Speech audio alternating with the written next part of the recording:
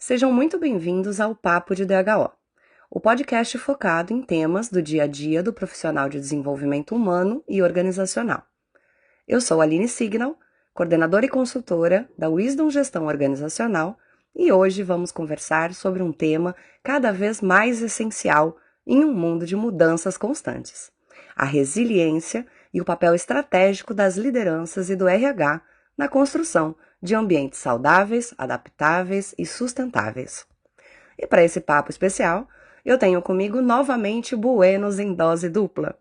Luiz Carlos Bueno, diretor-geral e fundador da Wisdom, que nos acompanha em todos os nossos episódios. E para esse bate-papo, não poderíamos deixar de chamar Luiz Francisco Bueno, que além de consultor associado da Wisdom, é autor de diversos artigos sobre resiliência. Sejam muito bem-vindos, Luiz Bueno e Luiz Francisco. Tudo bem com vocês? Tudo ótimo, Aline. Uma alegria estarmos novamente aqui juntos, ainda mais para falar de um tema tão atual e crucial para o futuro das organizações. Oi, Aline. Oi, Luiz Carlos. Prazer enorme participar. Este é um assunto que me acompanha há muitos anos como consultor e professor. Então vai ser um prazer trazer essas reflexões para o podcast. Ótimo. Bom, para começar, Luiz Francisco, nos seus artigos, você comenta que resiliência é muitas vezes tratada de forma superficial, quase como um rótulo, mas que, na verdade, é um processo complexo. Como você definiria a resiliência de forma clara para o público que está nos ouvindo? Aline, costumo dizer que resiliência não é uma qualidade estática, como se alguém fosse ou não fosse resiliente. Na verdade, ela é um processo contínuo de adaptação e de reconstrução que acontece toda vez que enfrentamos adversidades. É importante, ninguém volta igual depois de uma grande dificuldade. A experiência vivida se soma à nossa história e nos leva a um novo estado de equilíbrio. Então é mais coerente falarmos em processos resilientes, individuais e coletivos, e não em ser resiliente ou não. Ótimo ponto. E Luiz Bueno, como isso se conecta ao contexto da empresa? O que faz a resiliência ser tão relevante hoje em dia? Aline, o ambiente de negócio que a gente vive hoje é marcado por disrupções sucessivas. Elas podem ser tecnológicas, econômicas, culturais, etc. Nada é estável, como o Bueno acabou de colocar. E nesse cenário, uma empresa resiliente é aquela que consegue encontrar respostas rápidas e assertivas para as mudanças que ela enfrenta, aprendendo com cada experiência e fortalecendo suas competências para o próximo desafio. Empresas que resistem à mudança, o que o Luiz Francisco chama de síndrome de Gabriela, ele é um apaixonado do autor, do Jorge Amado. Eu nasci assim, vou morrer assim. Isso não funciona. Acabam ficando para trás. Elas não acompanham a necessidade de mudanças ágeis. Já as que cultivam a resiliência se tornam mais ágeis, preparadas e muito mais competitivas. Com certeza. Luiz Francisco, você costuma dizer que liderança e resiliência são praticamente inseparáveis. Por quê? O que torna a liderança uma peça central nesse processo? Aline, de certa forma, o cerne da questão da liderança é gestão de pessoas em ambientes reais. E como já disse o meu xará, esses ambientes são cheios de incertezas, pressão e ambiguidade. Um líder não pode ser apenas um executor técnico. Ele precisa ser alguém que orienta, acolhe, inspira e conduz a equipe, mesmo nos momentos de maior turbulência. Dessa forma, eu entendo que isso exige três coisas: empatia e habilidade para lidar com as diferenças, comunicação transparente, construção de confiança, que é a base de tudo, é bom ressaltar isso. E uma equipe só é resiliente quando sente que pode errar, aprender, ajustar e seguir à frente. É esse ambiente criado pela liderança. Luiz Bueno, como você vê esse papel no dia a dia das organizações? Aline, primeiro, vou deixar claro que eu estou plenamente alinhado com o que o Luizão falou. O líder resiliente é aquele que não nega a realidade, ou não enfia a cabeça feito avestruz na areia, mas também não se paralisa diante dela. Ele busca transformar a adversidade em aprendizado coletivo. E mais, eu diria que um líder resiliente sabe que as pessoas não são máquinas. Cada uma vive ciclos, desafios pessoais, momentos de alta energia e momentos de queda, ou onde a energia está mais baixa. Por isso, na minha opinião, gerir resiliência é também gerir saúde emocional, é gerir relacionamentos saudáveis, é gerir propósito. Excelente. Agora eu gostaria que vocês comentassem um dado interessante que aparece em um dos artigos. Pesquisas mostram que 75% dos profissionais dizem que o que mais consome sua resiliência é lidar com pessoas difíceis e jogos políticos. Como isso aparece na prática das consultorias e também no cotidiano dessas empresas? Aline, essa questão colocada por você é muito interessante e instigante. Aparece muito nas empresas. O ambiente de trabalho não é de fato, desculpa, melhor dizendo, o ambiente de trabalho é de fato um campo emocional intenso. Processos de resiliência não são apenas técnicas, são relações humanas reais, onde confiança, reciprocidade e senso de justiça têm um peso enorme.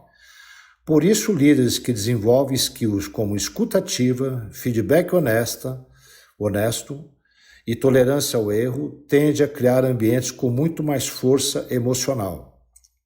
Como eu sei que a Aline adora que eu conte minhas histórias de vivências, eu vou mencionar duas.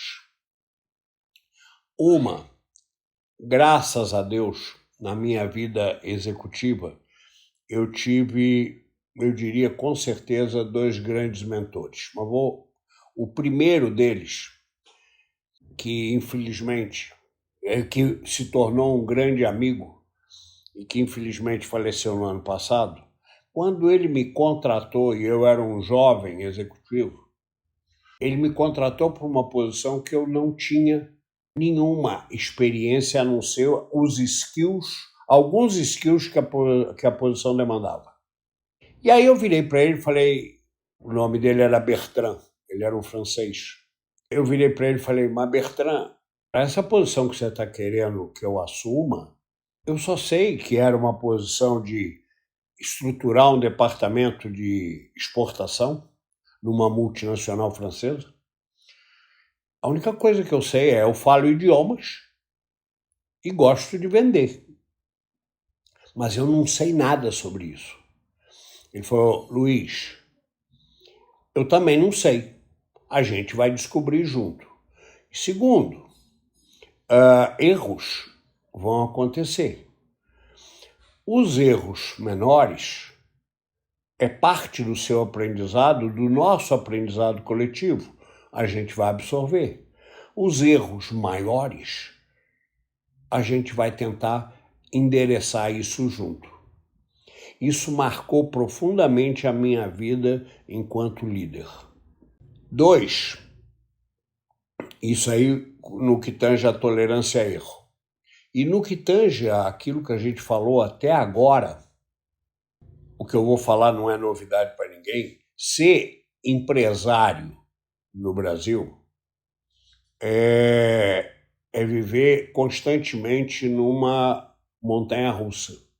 Uma hora as coisas estão bem, outra hora as coisas estão horríveis e tal, e você tem que tocar.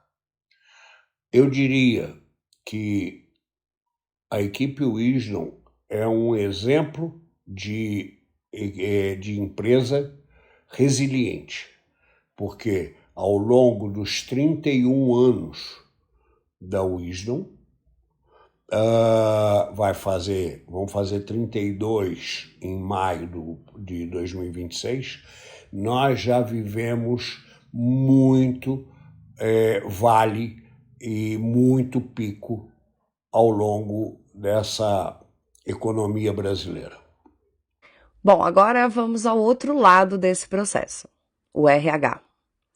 Luiz Francisco, sempre ouvimos que o RH tem um papel protagonista na construção da resiliência. Gostaria de saber o que significa isso. Perfeito, Aline. De uma maneira geral, o papel esperado para o RH é de ser o guardião dos processos humanos, dos métodos da cultura organizacional. É claro que ele não responde isso de forma absoluta e sozinho. Ele tem que trabalhar em constante, digamos, articulação, né, com as principais lideranças das empresas e, claro, de quem detém o poder dentro da organização. Se queremos uma organização resiliente, o RH precisa criar condições para que líderes e equipes desenvolvam competências comportamentais que sustentem essa resiliência. E eu ressalto aqui 2 instrumentos fundamentais. O primeiro deles é o assessment comportamental, que permite mapear pontos fortes, gaps, e desenhar PDI, ou seja, planos de desenvolvimento individuais alinhados à estratégia, para não ficar algo absolutamente divergente da estratégia da empresa. E o outro instrumento é o que a gente chama de um coaching executivo estruturado. Isso é essencial quando lidamos com mudanças profundas, sucessão, adoção de novas tecnologias ou transformações organizacionais. Esses instrumentos citados trazem clareza, orientação e desenvolvimento real e, portanto, fortalece a resiliência individual e, de consequência, a coletiva. Gostaria de lembrar que ambos os serviços são prestados pela Wisdom, e se vocês quiserem saber mais ou tiverem interesse nesses instrumentos, não deixe de entrar em contato conosco. Perfeito, é isso aí. Luiz Bueno, na sua visão e na sua experiência, onde o RH mais erra e onde mais acerta nesse processo? Aline, excelente pergunta. Eu diria que o erro mais comum é tratar resiliência como um tema motivacional ou pontual, como se fosse algo que se resolvesse com uma palestra ou um workshop isolado. Você se lembra perfeitamente, algumas semanas atrás, o podcast teve como objeto os programas de desenvolvimento de liderança junto com a Leila. Esse é um caso que não resolve com palestra de sensibilização ou um workshop curto de conscientização. Resiliência é cultura, não é evento isolado. Agora, no que tange ao acerto, o acerto do RH ocorre quando, primeiro, ele envolve a alta direção. Nada numa organização acontece se não tiver plenamente alinhado e refletir a vontade política da alta direção. Segundo, criando rituais de desenvolvimento. Da mesma forma que nós falamos no episódio sobre gestão do conhecimento, que fizemos com Leila Tamela e com Marcelo Bispo, o aprimoramento do grau de resiliência de uma organização e, consequentemente, dos profissionais que a integram é consequência da análise de lições aprendidas e que isso seja introjetado como até forma de reação mais ágil às novas adversidades que vierem a ser enfrentadas. O terceiro acerto é desenhar processos sustentáveis para fazer essa análise das situações dos aprendizados e o registro disso. E, por último, apoiar os líderes na prática, não apenas um discurso.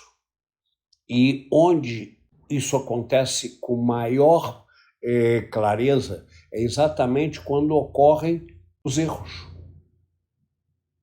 Porque muitas vezes a primeira reação é brigar, ou punir, ou qualquer coisa, ou chamar atenção. Tal. A postura tem que ser diferente. É como eu contei a história do meu mentor e que eu pratico ao longo de toda a minha vida enquanto executivo. Analisa o erro. É uma coisa menor? Absorve. Mas registra o aprendizado. É uma coisa maior? Vamos resolver junto. Porque é isso, ninguém aprende ou vai cometer um erro morrendo de medo. Ele precisa ganhar confiança. E o adulto aprende fazendo. Quando isso acontece, então, esses 4 pontos que eu mencionei, vemos empresas que realmente aprendem e evoluem. Perfeito, é isso aí, Luiz. Bom, para trazer o tema de uma forma ainda mais concreta, eu gostaria que vocês comentassem algumas práticas que foram citadas nos artigos e que muitas empresas ainda não utilizam. Então, Luiz Francisco, quais seriam os pilares práticos que qualquer profissional pode começar a desenvolver hoje mesmo? Aline, de uma maneira geral, nos artigos que eu escrevi sobre o tema, eu destacaria 5 pontos ou 5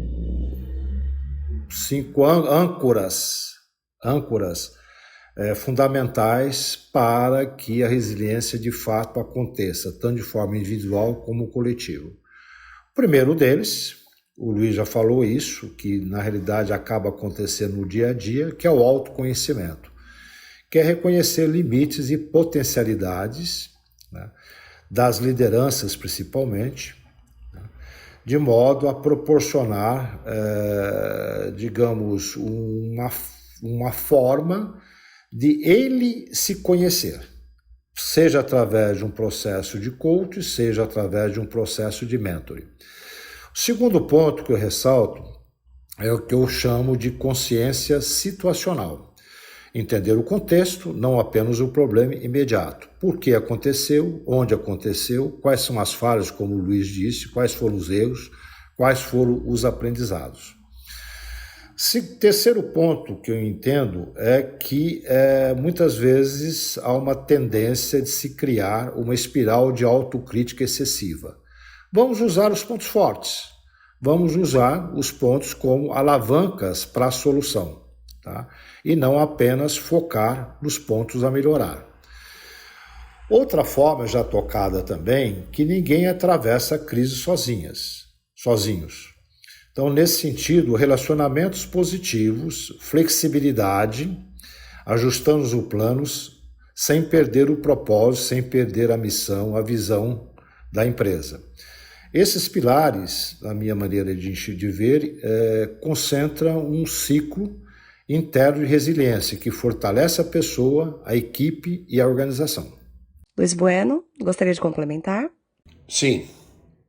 O que eu mais vejo nas consultorias é que equipes resilientes têm líderes que transformam sofrimento em aprendizado. O que, segundo Christophe Dejour, é denominado como sofrimento criativo.